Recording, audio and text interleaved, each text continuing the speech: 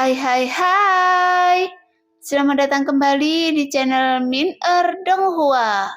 Kali ini kita akan melanjutkan cerita Donghua, Battle Troop di Heaven. Gak pakai lama lagi, langsung aja kita ke ceritanya. Check it out. Sekarang dua sosok berjubah hitam yang berdiri di depan Tian Xun dan Ningyo. Tentu saja keduanya adalah Xiaoyan dan avatar dewa asli. Lagi pula sekarang Xiaoyan tidak yakin apakah tebakannya benar atau tidak. Jadi Xiaoyan berencana untuk memverifikasinya sendiri pada kedua Raja Roh Istana Surgawi. Karena jika tebakannya benar bahwa segala sesuatu yang ada di tempat ini adalah ilusi, maka semua adegan yang terjadi itu hanyalah berdasarkan ingatan yang dimiliki oleh Xiaoyan sendiri.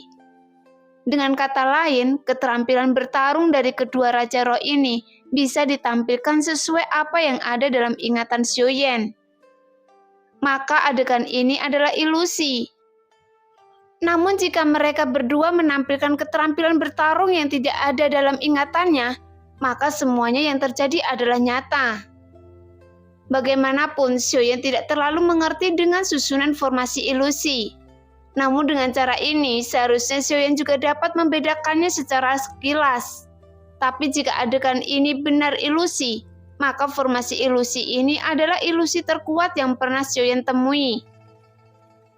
Pada saat ini, Xiaoyan memegang token Dewa Iblis Abadi di tangannya.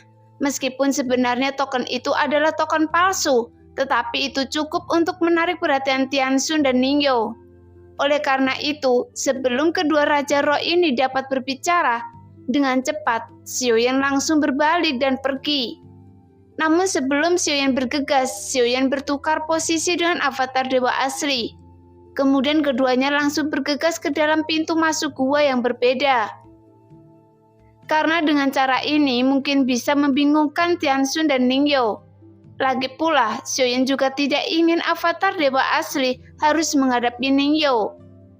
Bagaimanapun, Ningyo pandai dalam hal racun, sehingga akan sulit jika avatar dewa asli harus berhadapan dengan Ningyo secara langsung. Hanya saja, kecuali dua Raja Roh yang berada di tempat ini, masih banyak sosok lainnya di sini. Namun Xiaoyan merasa bahwa semua sosok ini memiliki wajah asing dalam ingatannya. Meskipun semua sosok ini pernah dilihat oleh Xiaoyan dalam hidup saya, tetapi dia telah melihat pemandangan yang tak terhitung jumlahnya. Jadi tidak mungkin bagi Xiaoyan dapat mengingat semua sosok ini. Meskipun begitu, semua kenangan ini selalu ada di benak Xiaoyan. Memikirkan hal ini, Xiaoyan mendengus dingin. Sialan, apakah ilusi ini dapat dibentuk dan diatur melalui ingatan saya? Apakah ini kekuatan sebenarnya dari ilusi ini? Pada saat yang sama, Tian Xun juga menyapu dengan cepat mengejar avatar dewa asli ke dalam salah satu pintu masuk gua. Namun ujung gua ini adalah jalan buntu mereka. Dan keduanya telah sampai pada ujung gua. Sehingga avatar dewa asli juga berhenti. Cepat, serahkan token Dewa Iblis Abadi kuno. Tian Xun berteriak dan marah, namun nada bicaranya dan ekspresi wajah Tian Xun persis sama dengan apa yang ada dalam ingatan Xiaoyan. Meskipun sebenarnya Xiaoyan sendiri tidak ingat banyak tentang Tian Xun. Oleh karena itu, Xiaoyan sendiri tidak memiliki cara untuk membedakannya. Jika Anda menginginkan token Dewa Iblis Abadi kuno ini, itu tergantung pada Anda. Apakah Anda memiliki kemampuan untuk mengambilnya? Suara Xiaoyan keluar dari mulut avatar dewa asli dengan nada yang mencibir. Pada saat ini, kekuatan avatar dewa asli telah menerobos dewa asli bintang 7 dan sekarang dia harus menghadapi Tian Xun yang berada di keabadian Kaisar langkah ke-9. Meskipun kekuatan avatar dewa asli Xiaoyan masih mampu bersaing dengan Tian Xun, tapi tujuan terbesarnya adalah Xiaoyan ingin mencari tahu kebenaran tempat ini. Apakah semua adegan ini adalah ilusi atau kenyataan? Tepat ketika Tian Xun mendengar kata-kata itu, dia langsung menyapu ke arah avatar dewa asli dengan sangat cepat.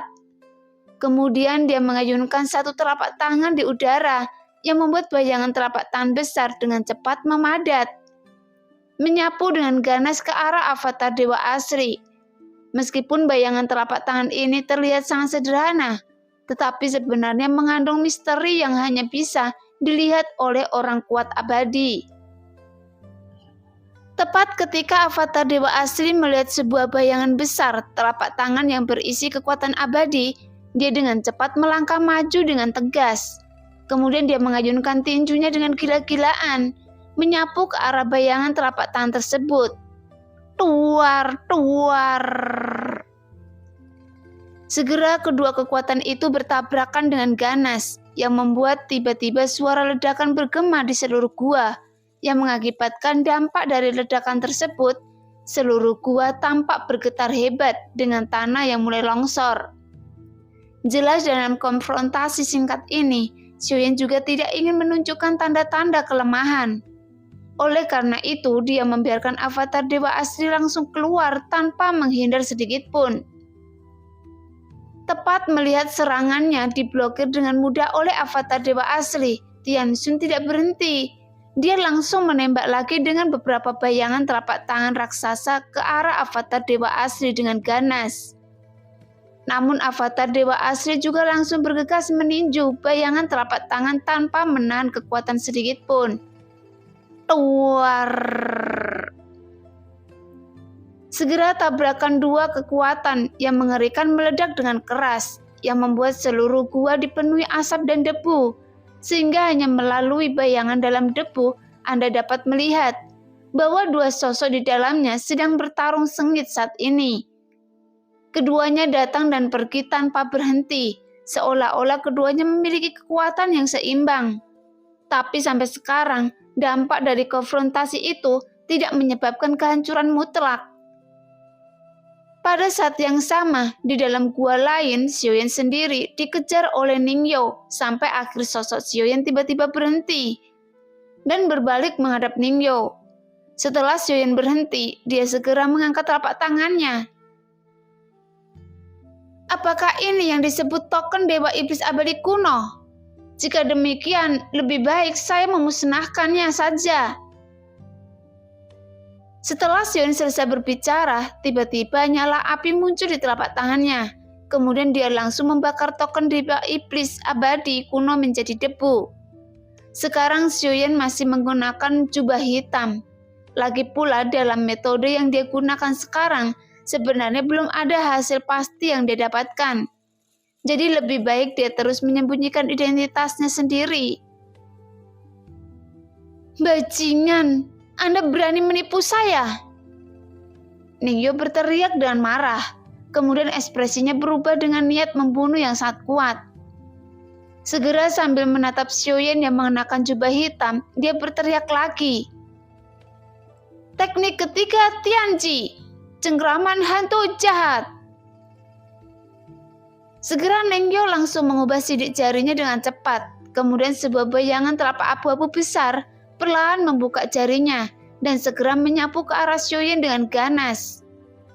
Tepat melihat Ningyo menggunakan teknik Tianji, Xiaoyan menyipitkan matanya sedikit. Karena di bawah kekuatan seperti itu dengan kecepatan Xiaoyan, itu bukan masalah besar baginya. Segera kilatan guntur yang seperti sutra menyambar di bawah kaki Xiaoyan. Sehingga menghadapi serangan Ningyo, Xiaoyan dapat menghindar dengan kecepatan yang sangat mencengangkan. Melihat pemandangan itu, Ningyo mengubah sidik jarinya lagi dan dia berteriak dengan keras. Teknik keempat, hukum Tianji 1000 jalan Buddha dan segel iblis. Setelah sidik tangan Ningyo berubah, tiba-tiba bayangan besar perlahan memadat di dalam gua yang tidak cukup besar ini. Sekarang, biarkan saya melihat kemana Anda akan bersembunyi.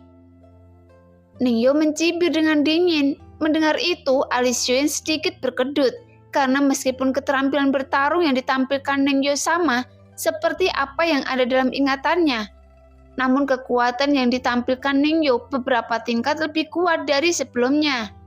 Seolah-olah kekuatan itu mengandung kekuatan yang dapat menghancurkan langit dan bumi. Tepat kekuatan bayangan besar itu bergegas ke arah Xiaoyan, dia juga cukup tercengang. Karena setelah bayangan besar itu benar-benar memadat sepenuhnya, dia merasa bahwa keterampilan bertarung ini Xiaoyan belum pernah melihat sebelumnya, yang menunjukkan dalam pertarungan ini Xiaoyan tidak dapat melihat detailnya. Bahkan di sisi lain, avatar dewa asli yang bertarung dengan Tianxun, Xiaoyan juga dapat melihat melalui avatar dewa asli yang menyerangnya dengan ganas, dan Tianxun bahkan menunjukkan banyak metode serangan kuat dan keterampilan bertarung yang belum pernah Xiaoyan lihat sebelumnya, sehingga serangan tersebut memaksa avatar dewa asli untuk mundur terus-menerus. Sial, bukankah ini hanya sebuah ilusi? Apakah tebakan saya salah? Pada saat ini, Xiaoyan juga tercengang dengan segala sesuatu di depannya. Karena dengan semua adegan yang terjadi saat ini, membuat Xiaoyan semakin curiga. Jika ini masalahnya, maka saya tidak bisa terus bertarung. Dengan cepat, Xiaoyan segera mengambil keputusan. Bagaimanapun, Xiaoyan sangat mengenal karakteristik gua iblis, yang memang telah disiapkan oleh avatar dewa aslinya. Oleh karena itu, avatar dewa asli langsung mundur dan langsung mengayunkan tinjunya untuk menggabungkan dua tersebut. Sehingga semua pintu masuk gua yang sangat gelap muncul secara bersamaan. Kemudian Xiaoyan dan avatar dewa asli segera Xiaoyan bergegas ke dalam salah satu pintu masuk gua yang gelap, sehingga keduanya langsung menghilang. Pada saat ini di pintu masuk ribuan gua ada lapisan kabut yang menghalangi kekuatan jiwa. Oleh karena itu, setelah Xiaoyan dan avatar dewa asli melarikan diri, Tianxun dan Ningyo yang mengejar, mereka masih kehilangan jejak Xiaoyan. Bagaimanapun, mungkin ini bukan ilusi. Apakah saya bertemu Tianxun dan Ningyo secara kebetulan? Xiaoyan mendengus dingin, namun dengan menggunakan kilatan guntur ekstrim, Xiaoyan adalah orang yang pertama yang telah di dalam gua yang gelap. Kemudian setelah beberapa saat, avatar dewa asli juga muncul dan langsung bergabung dengan tubuh utama Xiaoyan. Segera Xiaoyan duduk bersila, menutup matanya sambil berpikir. Apakah mungkin mereka berdua adalah Tianxun dan Ningyo? Jika ini benar, maka leluhur Han Kuang yang muncul sebelumnya juga nyata. Bahkan Goyan yang tertidur juga nyata. Jika demikian berarti tidak ada ilusi sama sekali. Jika itu semua adalah tebakan saya, tapi bagaimana bisa Goyan tertidur? Meskipun adegan ini tidak masuk akal dalam pemikiran saya, namun jika saya melihat situasi secara keseluruhan, sepertinya tidak ada keraguan sama sekali dalam konspirasi sempurna ini. Bagaimanapun leluhur Han Kuang telah merencanakan situasi ini.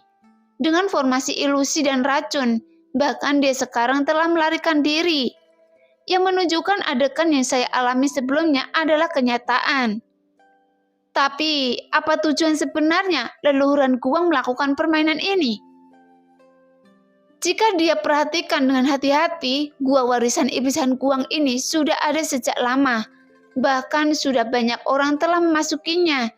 Jadi seharusnya warisan tersebut memang ada sampai sekarang.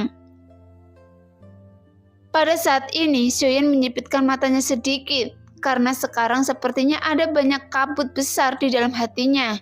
Seolah-olah kabut tersebut menyelimuti kebenaran yang seharusnya dapat diungkapkan, yang membuat Xiaoyan tidak mengetahui semua kebenarannya.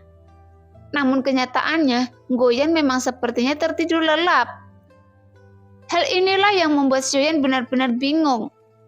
Memikirkan masalah ini, Xiaoyan segera menggerakkan pikirannya untuk melihat pagoda kekosongan roh. Karena setelah menghancurkan Nincun, Xiaoyan memasukkan ke dalam 9 peti mati pagoda kekosongan roh. Jadi jika Xiaoyan dapat mengeluarkan jiwa Jimmy sekarang, maka itu adalah kenyataan. Segera Xiaoyan menutup matanya, namun setelah beberapa saat, tiba-tiba Xiaoyan membuka matanya dengan mata yang melebar. Sial, saya kehilangan kontak dengan pagoda kekosongan roh. Pada saat yang sama, Xiaoyan sangat terkejut. Sebelumnya dia telah pernah merasa begitu panik seperti sekarang. Tapi untungnya Xiaoyan dengan cepat dapat menenangkan diri. Karena sekarang Xiaoyan bisa yakin 100% bahwa segala sesuatu yang terjadi di depannya hanyalah sebuah ilusi. Namun hal yang membuat Xiaoyan takut adalah bahwa formasi ilusi ini telah terungkap sebelum Xiaoyan sendiri menyadarinya. Nah, demikianlah cerita hari ini. Terima kasih yang sudah menonton video Min Earth sampai selesai. Sampai jumpa di video selanjutnya. Bye-bye.